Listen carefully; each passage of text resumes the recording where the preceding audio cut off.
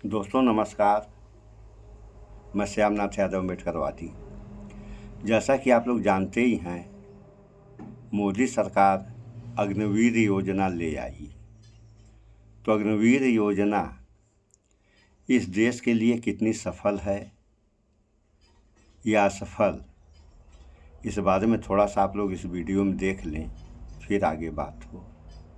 पिछले दिनों कई अधिकारियों की, सेना के अधिकारियों की ऐसी बातें सामने आई कि जब उनको बताया गया कि अग्निवीर योजना लागू हो रही है तो वो चौंक गए। उनको आभास ही नहीं था कि ऐसी कोई योजना आ रही है, ऐसा कुछ होने वाला है। उनको पता ही नहीं था कि ऐसा कुछ होने जा रहा है और साहब ने ऐलान कर दिया। और आज करगिल दिवस पर जाकर कह रहे हैं कि हमने सेना की जो मांग थी उसको लागू किया। सेना ने ये मांग कब रखी थी, और यदि सेना ने मांग रखी थी तो सेना के लोग चौंक क्यों गए? अग्निवीर योजना को सुनकर क्यों चौंक गए? मगर साहेब तो साहेब हैं, किसी भी मामले में किसी भी स्तर का झूठ बोल सकते हैं। इस मामले पर जरा और सुन लेते हैं कि उन्होंने क्या कहा। मैं पढ़ देता हूं। कारगिल विजय दिवस की 25वीं वर्षगांठ पर शुक्रवार को प्रधानमंत्री मोदी ने लद्दाख में 99 की जंग के नायकों को श्रद्धांजलि दी। 20 मिनट में के संबोधन में पाकिस्तान, आतंकवाद, जम्मू कश्मीर, लद्दाख, अग्निपथ योजना और विपक्ष पर बात की। यानी मामला है, दिन था करगिल दिवस का और साहेब बात क्या कर रहे थे? वहां पर भी विपक्ष को आड़े हाथों ले रहे थे झूठी बातों को लेकर। प्रधानमंत्री ने कहा कि डिफेंस सेक्टर में रिफॉर्म्स के लिए भारतीय सेनाओं की सराहना करता हूं। उन्होंने साहसी फैसले लिए हैं, इसमें अग्निपथ योजना भी शामिल है। दशकों तक संसद में सेनाओं को युवा बनाने पर चर्चा होती रही, लेकिन हमने इस पर काम किया। कुछ लोगों ने इसे राजनीति का विषय बना दिया। सोचिए, जिस योजना को लेकर सेना भी परेशान है, सेना के तमाम रिटायर्ड अधिकारी लगातार लिख रहे हैं, लगातार बोल रहे हैं कि इससे सेना कमजोर हो रही है। देश के युवा 4 साल बाद बेरोजगार हो जाएंगे, क्या करेंगे पता नहीं। और अग्निवीर की नौकरी छोड़कर अभी हाल ही में पंजाब के मोहाली में एक आदमी गुंडा बन गया। एक लड़का चोरी छिनैती कर रहा है, डकैती कर रहा है, और साहब उसी अग्निवीर के लिए पीठ थपथपा रहे हैं कि हमने बहुत बड़ा काम कर दिया। मतलब जिस बात को लेकर देश की जनता शर्म महसूस कर रही है, ठगा हुआ महसूस कर रही है, उसको साहब अपनी कामयाबी बता रहे हैं। गजब की कामयाबी है आपकी। आगे इन्होंने क्या कहा कि ये देखिए, इस रिपोर्ट में भी लिखा है कि पूर्व army chief retired general M Naravane ने ऑन रिकॉर्ड कहा है कि अग्निपथ योजना में 4 सालों की सेवा के बाद 75% सैनिकों को रखा जाएगा, 25% रिटायर हो जाएंगे। लेकिन मोदी सरकार ने इससे उल्टा किया, योजनाओं को 3 सेनाओं पर जबरदस्ती लागू किया। ये बात मैंने 2-3 वीडियोस में आपको विस्तार से बताया था। एम नरवणे जो उन्होंने किताब लिखी, वो किताब शायद अभी तक पब्लिश नहीं हो पाई है। उन्होंने खुलासा किया कि सेना के ऊपर यह जबरदस्ती लागू किया गया। मतलब सेना का सबसे बड़ा अधिकारी कहता है कि जबरदस्ती लागू किया गया, और साहिब कह रहे हैं कि नहीं नहीं, सेना ने मांगा था, हमने दे दिया, हमने एहसान कर दिया। गजब की बात है। और सुनिए, सेना को बताया गया था कि 75% को रखा जाएगा, 25% रिटायर होंगे। मोदी सत्ता ने उसको उल्टा कर दिया, 25% को रखेंगे, 75 को रिटायर कर देंगे। ये है इनका सिस्टम। और देखिए, सेना की बातों को लेकर भी झूठ, सेना की बातों को लेकर भी झूठ, किसानों की बातों को लेकर भी झूठ, नौजवानों की बातों को लेकर भी झूठ, हर जगह झूठ ही झूठ। कितना झूठ बोलेंगे? और सुनिए, साहब ने कहा कि भारत करगिल युद्ध से पहले शांति के प्रयास कर रहा था, बदले में पाकिस्तान ने अपना अविश्वासी चेहरा दिखाया। लेकिन सच के सामने असत्य और आतंक की हार हुई। पाकिस्तान की अतीत में जितने भी प्रयास किए उसे मुंह की खानी पड़ी। अब समझने वाली बात यह है कि जब करगिल का युद्ध हुआ तो अग्निवीर नहीं था, अग्निवीर योजना नहीं थी। और साहब कह रहे हैं कि सेना को युवा बनाने के लिए हमने ऐसी योजना लगाई। यानी आप कहना चाहते हैं कि अब तक सेना युवा नहीं थी, बुढ़ी थी? तो बुढ़ी सेना ने सारे युद्ध जीते। करगिल जैसा कठिन युद्ध जीत लिया। शायद दुनिया के इतिहास में इतनी ऊंचाई पर कोई युद्ध नहीं हुआ था। तो जब आप हमारी सेना को बूढ़ा मानते थे, तब हमारी सेना ने ऐसा पराक्रम दिखाया, और आज आप कह रहे हैं कि सेना को युवा बनाने के लिए हमने ऐसा कर दिया। एक ही बात हो सकती है ना। आगे सुनिए, इन्होंने लिखा है कि पाकिस्तान आतंकवाद के सहारे, प्रॉक्सी वार के सहारे प्रासंगिक बनाए रखने को खुद को प्रयास कर रहा है। मैं बोल रहा हूं कि मैं आतंकवाद के इन सरपरस्तों को कहना चाहता हूं कि उनके नापाक मंसूबे कभी कामयाब नहीं होंगे। क्या ये सिर्फ कहने की बात है?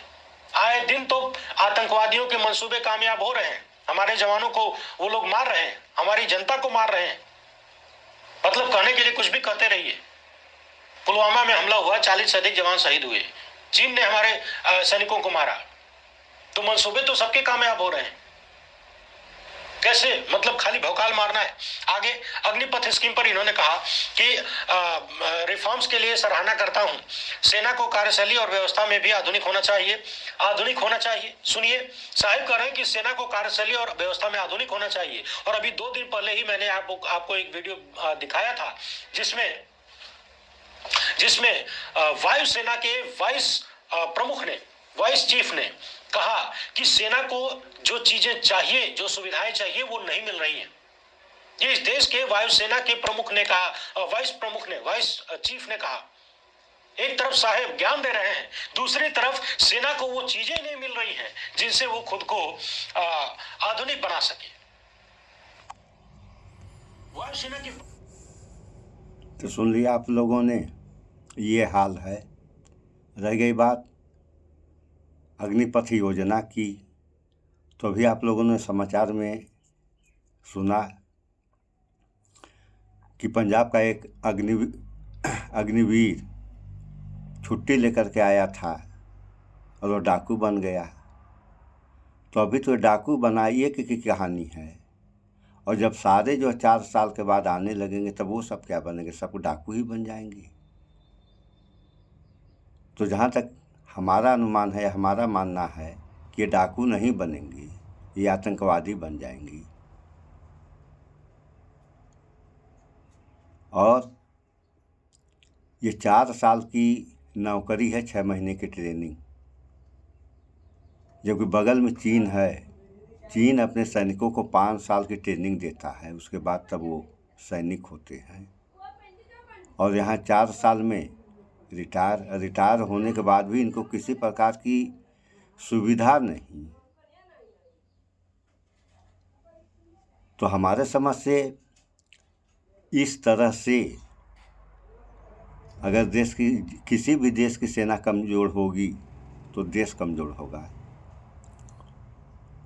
और सेना के ही भरोसे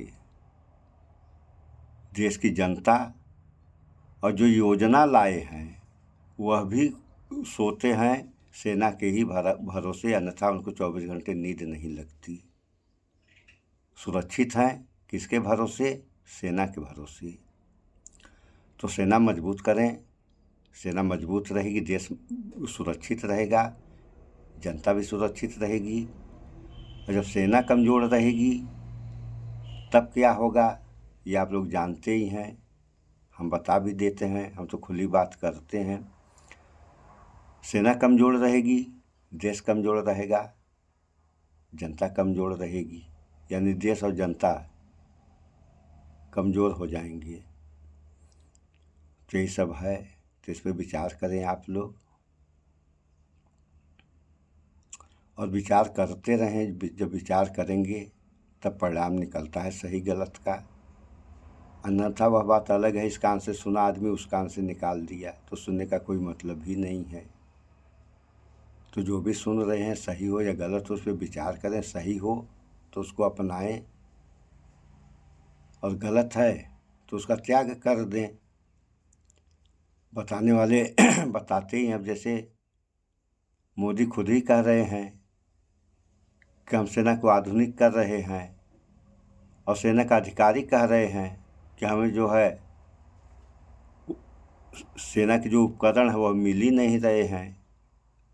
तब यहाँ मोदी कहेंगे कि हम सही कह रहे हैं, तो इस बात को कौन मानेगा? मानने वाले भी हैं जिनको अंधभक्त कहा जाता है। तो समझ में तब आएगा जब देश फंस जाएगा, तब यही लोग कहेंगे कि ये क्या हो गया। अरे जिस दिन हो रहा था उस दिन जो है तुम्हें नहीं दिखाई पड़ रहा था कि क्या हो रहा है, और जब हो गया तो ये क्या हो गया। तो इन सब बातों पे विचार करें आप लोग। और जहाँ तक हमारा मानना है या हम देख रहे हैं हर तरह से देश कमज़ोर किया जा रहा है, और अगर देश कमज़ोर हो गया तो उसका क्या परिणाम होगा ये आप सारे लोग जानते हैं। तो इस वीडियो में इतना ही। स्वच्छता अपनाएं, शुद्ध खाएं, स्वस्थ रहें, शिक्षित बने। जय विज्ञान, जय संविधान। नमस्कार।